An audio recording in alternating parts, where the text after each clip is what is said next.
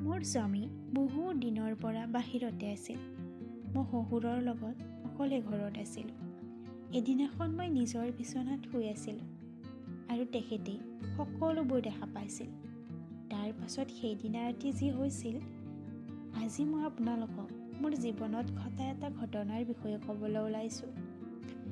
এদিনাখনৰ কথা মই কৈছিলোঁ, দেউতা, মোৰ শাৰীৰ আঁচলটো ইয়াতে লাগি ধৰিছে, আপুনি উলিয়াই দিয়কচোন। মই পাকঘৰতে হাউলি ৰৈ আছিলোঁ। মোৰ শাৰীখনৰ আলমাৰীৰ হেণ্ডেলত মেৰিয়াই লাগি ধৰিছিল। মই হাতখন পিছফালে নি এৰাবলৈ চেষ্টা কৰি আছিলোঁ, কিন্তু মই এৰাব পৰা নাছিলোঁ।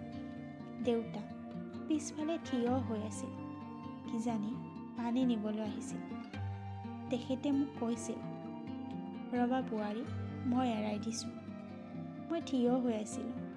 তেখেতে মোৰ শাৰীৰ আঁচলটো এৰাবলৈ লৈছিল আৰু তেখেতৰ হাতৰ স্পৰ্শ মই মোৰ পিঠিত অনুভৱ কৰিছিলোঁ আৰু মোৰ শৰীৰ কঁপি উঠিছিল। সেই সময়খিনি বেছি দীঘলীয়া যেন মোৰ অনুভৱ হৈছিল। তেখেতে শাৰীৰ মেৰটো খুলি কৈছিল, হ'ল দিয়া, অলপ ভালদৰে চাই কামবোৰ কৰিবা, নহ'লে কেতিয়াবা আঘাত পাবা। মই লাহেকৈ ঘূৰি তেখেতৰ ফালে চাইছিলোঁ, কিন্তু তেখেতৰ চকু তলফালে আছিল আৰু আগৰ দৰে সহজ সৰল। কিন্তু কিয় নাজানো, বহু সময়লৈকে তেখেতৰ সেই স্পৰ্শ মোৰ মনলৈ আহি আছিল। মোৰ বিয়াৰ মাত্ৰ 2 বছৰহে হৈছিল। স্বামী কৌশিক মাল্টিনেশ্যনেল কোম্পানীত চাকৰি কৰিছিল আৰু বেছি সময় বাহিৰতে আছিল। বিয়াৰ পিছত কেইমাহমান সকলো ঠিকেই আছিল, কিন্তু লাহে লাহে তেখেতৰ কাম ইমান বাঢ়ি গৈছিল যে তেখেতে ঘৰত থাকিবলৈ সময় নোপোৱা হৈছিল আৰু মই ঘৰত অকলে থকাৰ অভ্যাস গঢ়ি ল'ব লগা হৈছিল। শাহুমাৰ মৃত্যুৰ পাছত ঘৰত কেৱল মই আৰু শহুৰ দেউতা অকলে আছিলোঁ। তেখেত এগৰাকী অৱসৰপ্ৰাপ্ত শিক্ষক। সকলো সময়তে তেখেতে কিতাপৰ লগতে লাগি আছিল। বহুত শান্ত আৰু সহজ সৰল মানুহ আছিল। কিন্তু সেইদিনাৰ পৰা সকলো সময়তে মই তেখেতৰ সন্মুখত অসহায় অনুভৱ কৰিবলৈ লৈছিলোঁ। কাৰণ কি আছিল মই নাজানো। তেখেতৰ স্পৰ্শ বাৰে বাৰে মোৰ মনলৈ আহি আছিল, যদিও তেখেতে মোৰ লগত একো বেয়া ব্যৱহাৰ কৰা নাছিল। কিজানি মোৰ ভাৱধাৰাই বেয়া আছিল। এদিন দুপৰীয়া মই বিচনাত শুই আছিলোঁ। গৰম বহুত আছিল। শাৰীখন অলপ আঁতৰাই থৈ ব্লাউজৰ হুক খুলি শুই আছিলোঁ। এনেকৈ গৰমত অলপ আৰাম লাগে। তেতিয়া দুৱাৰখন লাহেকৈ খোলা শব্দ শুনিছিলোঁ। বোৱাৰী, দৈ ক'ত থৈছা? শহুৰ দেউতা আছিল। মই তৎক্ষণাত উঠিছিলোঁ, কিন্তু সেই সময়খিনি মোৰ বাবে বৰ লাজদায়ক আছিল। তেখেতেও আনফালে মুখ কৰি আছিল আৰু লাজ ভাৱেৰে কৈছিল, বেয়া নাপাবা বোৱাৰী। মই মাত নিদিয়াকৈ সোমাই আহিলোঁ আৰু তেখেত তাৰ পৰা আঁতৰি গৈছিল। কিন্তু মোৰ বুকুৰ ধপধপনি বাঢ়ি গৈছিল। তেখেতে কিবা দেখিলে নেকি? আজিৰ পৰাই তেখেতে মোক সেই দৃষ্টিৰেই চাব নেকি? নাই নাই, এনেকুৱা হ'ব নোৱাৰে। তেখেত মোৰ শহুৰ আৰু কেতিয়াও মই তেখেতৰ চকুত তেনেকুৱা বাসনা দেখা নাই। কিন্তু মই যে এইবোৰ অনুভৱ কৰি আছোঁ, এয়া কি? সেইদিনা গধূলি মই ৰান্ধনি ঘৰত চাহ বনাইছিলোঁ। তেনেতে দেউতা মোৰ ওচৰলৈ আহি কৈছিল, বোৱাৰী, মোৰ তোমালৈ চিন্তা হয়। মই আচৰিত হৈছিলোঁ আৰু কৈছিলোঁ, মোৰ চিন্তা? কিয়? তুমি অকলে থকা যে, সেইকাৰণে। মই কৌশিকক বহুবাৰ বুজাইছোঁ, কাম অলপ কমোৱা, কিন্তু সি কেৱল টকাৰ পিছতহে দৌৰি আছে। মোৰ প্ৰথমবাৰৰ বাবে এনেকুৱা হৈছিল যে মই মোৰ চকু পানী ৰখাব পৰা নাছিলোঁ। কেতিয়াবা অনুভৱ হৈছিল, এতিয়া আৰু এই সম্পৰ্কৰ কোনো অৰ্থ নাই। তেখেতে মোৰ হাতখনত ধৰিছিল। হাতখন গৰম আছিল আৰু তাত আপোন আপোন ভাৱ সোমাই থকা যেন লাগিছিল, যিটো বহু মাহৰ পাছত মই অনুভৱ কৰিছিলোঁ। সেইদিনাৰ পৰা তেখেতে মোৰ সৰু সৰু কথাবোৰত গুৰুত্ব দিবলৈ লৈছিল। যদি মোক ভাগৰুৱা দেখিছিল, তেখেতে নিজে চাহ বনাইছিল আৰু মোকো দিছিল। মোৰ মন বেয়া অনুভৱ হ'লে বাহিৰলৈ ফুৰাবলৈ লৈ গৈছিল।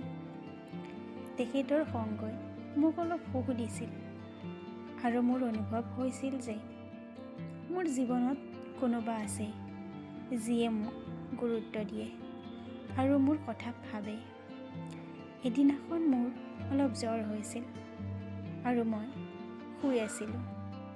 তেখেতে বাহিৰৰ পৰা মোক মাত লগাইছিল আৰু কৈছিল, বোৱাৰী, মেডিচিন আনিছোঁ, অলপ খাই লোৱা, নহ'লে দুৰ্বল হৈ যাবা। মই মোৰ জোকাৰি দিছিলোঁ। তেখেতে নিজে ওচৰলৈ আহি চামুচত জ্বৰৰ ঔষধ ঢালি মোৰ হাতত তুলি দিছিল, একেবাৰে সৰু ছোৱালীৰ দৰে। মোৰ হাঁহি উঠিছিল আৰু কৈছিলোঁ, দেউতা, আপুনি দেখোন একেবাৰে সলনি হৈ গ'ল। তুমি মোৰ সলনি কৰি দিলা বোৱাৰী। তোমাৰ নিসংগতাই মোক সলনি কৰি পেলালে। সেইদিনা ৰাতি মোৰ একেবাৰে টোপনি অহা নাছিল। মই নিজকে প্ৰশ্ন কৰিছিলোঁ, মই কেৱল শহুৰ হৈয়ে থাকিব বিচাৰোঁ নেকি? তুমি মাৰ ঘৰত এৰি থৈ অহা সুখখিনি দিব নোৱাৰিমনে? মই তোমাৰ কাৰণে সঁহাৰি হ'ব পাৰোঁ, কিন্তু কোনো ভুল সম্পৰ্কৰ দ্বাৰা নহয়। তেখেতৰ সেই কথাই মোৰ হৃদয় স্পৰ্শ কৰি গৈছিল। মই নিজেই নিজক প্ৰশ্ন কৰিছিলোঁ, যদি এয়া ভুল সম্পৰ্ক নহয়, তেন্তে কি? দুজন অকলশৰীয়া মানুহ, যিয়ে ইজনে আনজনক বুজি পায়, এজনে আনজনৰ লগত থাকিলে শান্তি অনুভৱ কৰে, এওঁলোক এনেয়ে একেলগে থাকিব নোৱাৰে, কিয়নো সমাজৰ নিয়মে আন কিবাহে কয়। ৰাতিপুৱা শুই উঠি মোৰ গলটো ওজন যেন অনুভৱ হৈ আছিল। ৰান্ধনি ঘৰলৈ গৈ দেখিছিলোঁ চাহ বনোৱাই আছিল আৰু টেবুলত কাপ থোৱা আছিল আৰু তাত সৰু কাগজ এখনত লিখা আছিল, তোমাৰ চাহত আদা অলপ দিছোঁ, খাই ভাল পাবা। তেখেতক মই শহুৰ বুলি ভাবিব নোৱাৰা হৈছিলোঁ আৰু নিজৰ দেউতা বুলি ভাবিবলৈও অলপ উকুজা লাগিছিল। এদিনাখন দুপৰীয়া মই ভাবিছিলোঁ, বিয়াৰ ফটোবোৰ চাবলৈ ওপৰৰ ৰুমৰ পুৰণি আলমাৰিটোত এলবাম থোৱা আছিল। ফটোবোৰ চাই থাকোঁতে হঠাতে এখন ফটোলৈ মোৰ চকু গৈছিল। মোৰ বিয়াৰ প্ৰথমখন ফটো, য'ত মই ৰঙা সাজ পিন্ধি আছিলোঁ আৰু মোৰ পিছত শহুৰ দেউতাই তলমুৱা কৰি আশীৰ্বাদ দি আছিল। তেনেতে দুৱাৰত টুকুৰিয়াই দিয়াৰ শব্দ শুনিছিলোঁ। দুৱাৰমুখত তেখেত থিয় দি আছিল আৰু লাহেকৈ কৈছিল, বোৱাৰী, তুমি ঠিকে আছা নহয়? মই এলবামটো বন্ধ কৰি দিছিলোঁ। তেখেতে ভিতৰলৈ সোমাই আহি তলতে বহিছিল। মই জীৱনত বহুত কিবা দেখিছোঁ, কিন্তু তোমাৰ লগত যি সম্পৰ্ক আছে সেয়া বহুত গভীৰ। মই তেখেতৰ ফালে চাইছিলোঁ আৰু কৈছিলোঁ, আপোনাৰ কেতিয়াও ভয় নালাগেনে? লাগে। তেখেতে মোৰ ফালে চাই কৈছিল, কেতিয়াও যাতে তুমি মোৰ কাৰণে ভাঙি নপৰা। সেইদিনা গধূলি বহুত জোৰেৰে বৰষুণ হৈছিল আৰু কাৰেণ্ট নাছিল। মই মমবাতি জ্বলাইছিলোঁ আৰু দেখিছিলোঁ তেখেত সন্মুখৰ খিৰিকীখনৰ কাষতে বহি আছে। মই তেখেতৰ কাষত গৈ বহিছিলোঁ। তেতিয়া তেখেতে কৈছিল, এইখিনি বয়সতো যে কোনোবাই সঁহাৰি দিছে, সেইটোৱেই ডাঙৰ কথা। মই জানো এই সঁহাৰি সদায় নাথাকে। কিজানি তুমিও এদিন কৌশিকৰ ওচৰলৈ যাবা বা বেলেগ ৰাস্তা ল'বা। তেতিয়ালৈকে মই তোমাৰ লগত থাকিব পাৰিমনে? মই লাহেকৈ মূৰ লৰাই দিছিলোঁ। আমি দুয়োটা মনে মনে বহি আছিলোঁ। বাহিৰত জোৰেৰে বৰষুণ হৈ আছিল আৰু ভিতৰত দুখন অকলশৰীয়া হৃদয় ওচৰ চাপি আহিছিল। এতিয়া আৰু আমাৰ মাজত শব্দবোৰৰ প্ৰয়োজন নাছিল। নীৰৱতাই সকলোবোৰ বুজাই দিছিল। কেতিয়াবা তেখেতে মোৰ কাৰণে চাহ বনাইছিল আৰু কেতিয়াবা মই তেখেতৰ ঔষধ বিচাৰি দিছিলোঁ। কেতিয়াবা তেখেতে মোক পঢ়িবলৈ পুৰণি কিতাপ বিচাৰি দিছিল আৰু কেতিয়াবা মই তেখেতৰ কুৰ্তাৰ বুটাম লগাই দিছিলোঁ। আমাৰ সম্পৰ্কৰ কোনো নাম নাছিল, কিন্তু সেই অনুভৱ বহুত গভীৰ আছিল। এদিনাখন মোৰ জ্বৰ উঠোঁতে তেখেতে মোৰ মূৰ মালিচ কৰি দিছিল। তেখেতৰ হাত কঁপি আছিল। মই কৈছিলোঁ, দেউতা, আপুনি মোৰ কাৰণে কিয় ইমান চিন্তা কৰে? তেখেতে মোৰ চকুৰ ফালে চাইছিল আৰু কৈছিল, কিয়নো মই জানো এতিয়া তোমাক কোনেও বুজি নাপাব। মই মনে মনে তেখেতৰ ফালে চাইছিলোঁ। তেখেতে ক'বলৈ আৰম্ভ কৰিছিল, মই জানো আমাৰ মাজত এয়া যি আছে ইয়াৰ কোনো নাম নাই। তুমি মোৰ বোৱাৰী আৰু মই তোমাৰ শহুৰ, কিন্তু আমাৰ মাজত যি সম্বন্ধ আছে এয়া লুকুৱাই ৰাখিব নোৱাৰি। তেখেতৰ কথাত মই চকু পানী ৰখাবলৈ চেষ্টা কৰিছিলোঁ, কিন্তু মই তোমাক আজি কিবা বেলেগহে ক'বলৈ বিচাৰিছোঁ। কৌশিকে তোমাৰ পৰা কিবা লুকুৱাইছে। যোৱা 2 বছৰৰ পৰা কৌশিকে আন এজনী ছোৱালীক ভাল পায়। মই সকলো গম পাইছোঁ। সি অফিচলৈ যোৱা বা ফুৰিব যোৱা সকলো তাইৰ লগতে কৰে। মই আচৰিত হৈছিলোঁ, আপুনি এইবোৰ কি কৈছে? তেখেতে কৈছিল, মই আগৰ পৰাই সকলো জানো, কিন্তু ভাবিছিলোঁ সময়ৰ লগে লগে সকলো সলনি হ'ব। কিন্তু এতিয়া তাই গৰ্ভৱতী। মই চকু পানী ৰখাব পৰা নাছিলোঁ। এতিয়া মই কি কৰিম? মই কঁপা কঁপা মাতেৰে কৈছিলোঁ। তেখেতে মোৰ হাতত ধৰিছিল আৰু কৈছিল, তুমি যি বিচাৰা সেয়া কৰিব পাৰা, কিন্তু মই তোমাক এটা কথা ক'বলৈ আহিছোঁ। যি সম্পৰ্ক কৌশিকে ভাঙি পেলাইছে সেইটো তুমি মোৰ কাৰণে নাভাঙিবা। মই তোমাৰ সঁহাৰি হ'ব পাৰোঁ, কিন্তু কোনো অবৈধ সম্পৰ্কৰ দ্বাৰা নহয়। সেইদিনা ৰাতি মই অকলশৰে কটালোঁ, ৰুমৰ বেৰবোৰৰ লগত কথা পাতি। কেইবাবাৰো নিজকে সুধিছিলোঁ, এতিয়া কি কৰোঁ? ৰাতিপুৱা হোৱাৰ লগে লগে দুৱাৰত শব্দ হৈছিল। কুৰিয়াৰৰ পৰা এখন চিঠি আহিছিল।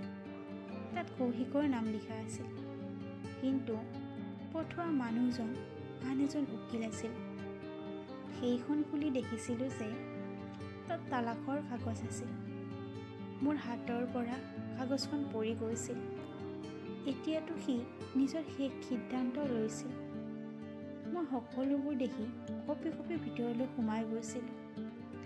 তেখেতে মোৰ অৱস্থা দেখি সকলো বুজি পাইছিল। বোৱাৰী, তেখেতে মোৰ ওচৰলৈ দৌৰি আহিছিল। এতিয়া মই তোমাৰ সঁহাৰি হ'ব বিচাৰোঁ, তোমাৰ সকলো দায়িত্বৰ সৈতে, আৰু তুমি বিচাৰিলে সম্পৰ্কৰ নামো দিম। মই মনে মনে আছিলোঁ আৰু তেখেতৰ চকুৰ ফালে চাইছিলোঁ। তেখেতৰ চকুত কোনো বাসনা নাছিল, কেৱল আপোন ভাৱ আছিল। কিন্তু মই কি কৰিব বিচাৰোঁ? এই সম্পৰ্কটো ইয়াতে ভাঙি পেলাব পাৰোঁনে?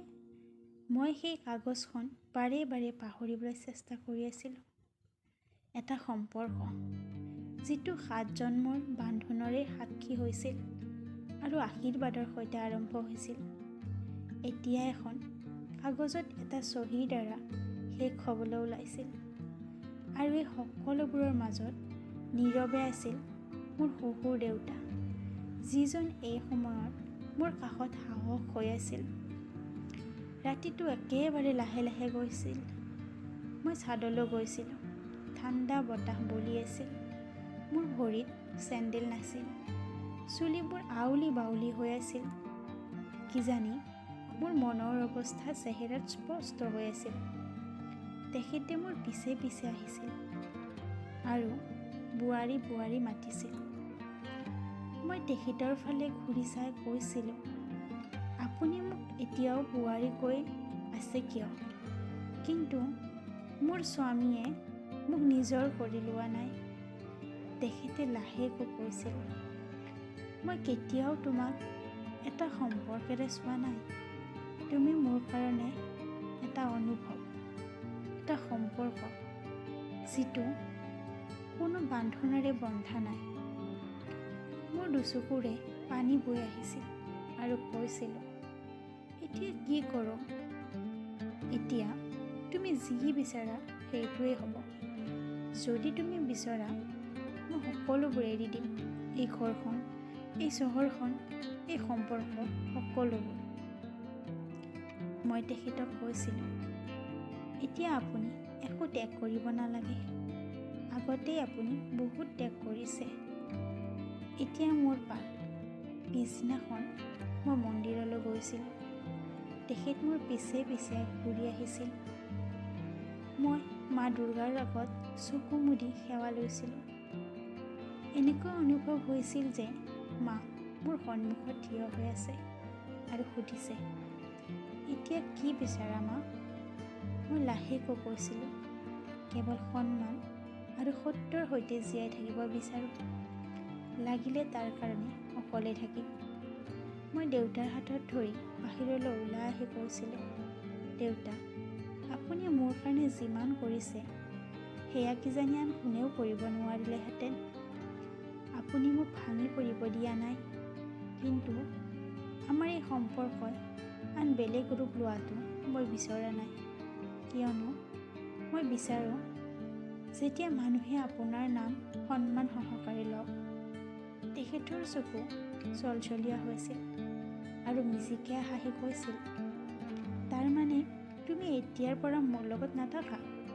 থাকিম দেউতা, কিন্তু সেইদৰে নহয় যিদৰে এগৰাকী মহিলাই এজন পুৰুষৰ লগত থাকে। এজনী ছোৱালী যিদৰে দেউতাকৰ লগত থাকে, মই ঠিক তেনেদৰেই আপোনাৰ লগত থাকিম। কিয়নো আপুনি মোক আকৌ জীয়াবলৈ শিকাইছে। সেইদিনাৰ পৰা সকলো সলনি হৈ গৈছিল। মই মোৰ নামত এখন নতুন স্কুল খুলিছিলোঁ, ছোৱালীবোৰক আত্মনিৰ্ভৰশীল কৰি তুলিবলৈ। আৰু মোৰ কামত তেখেতে মোক সম্পূৰ্ণৰূপে সহযোগ কৰিছিল। আমি কেতিয়াও ইজনে আনজনৰ পৰাই একো আশা কৰা নাছিলোঁ। কেৱল ইজনে আনজনৰ লগত উপস্থিত থকাটোৱেই আমাৰ সাহস কৰি লৈছিলোঁ। এতিয়া 7 বছৰ হৈ গ'ল। মানুহে মোক সোধে, সেইজন তোমাৰ দেউতা নেকি? মই মিচিকিয়াই হাঁহি তাতকৈ বহুত ওপৰত বুলি উত্তৰ দিওঁ। মই তেখেতক সেইটো সন্মান দিছোঁ যিটো সকলোতকৈ পবিত্ৰ। কেতিয়াবা কেতিয়াবা ৰাতি ছাদৰ ওপৰত বহি ভাবোঁ, যদি মই মোৰ জীৱনৰ সেই ধুমুহাত বাগৰি পৰিলোহেঁতেন, তেনেহ'লে সকলোবোৰ সলনি হ'লহেঁতেন। কিন্তু মই নিজকে চম্ভালিছোঁ আৰু তেখেতৰ সন্মানকো কিজানি ৰক্ষা কৰিছোঁ। মই ভাবোঁ এইখিনিতে আমি জয়ী হৈছোঁ। প্ৰিয় ভিউৱাৰ্ছসকল, মোৰ কাহিনীবিলাক চাই কেনেকুৱা লাগে জনাবলৈ নাপাহৰিব আৰু অনুগ্ৰহ কৰি মোৰ চেনেলটো ছাবস্ক্ৰাইব কৰি দিব। ধন্যবাদ।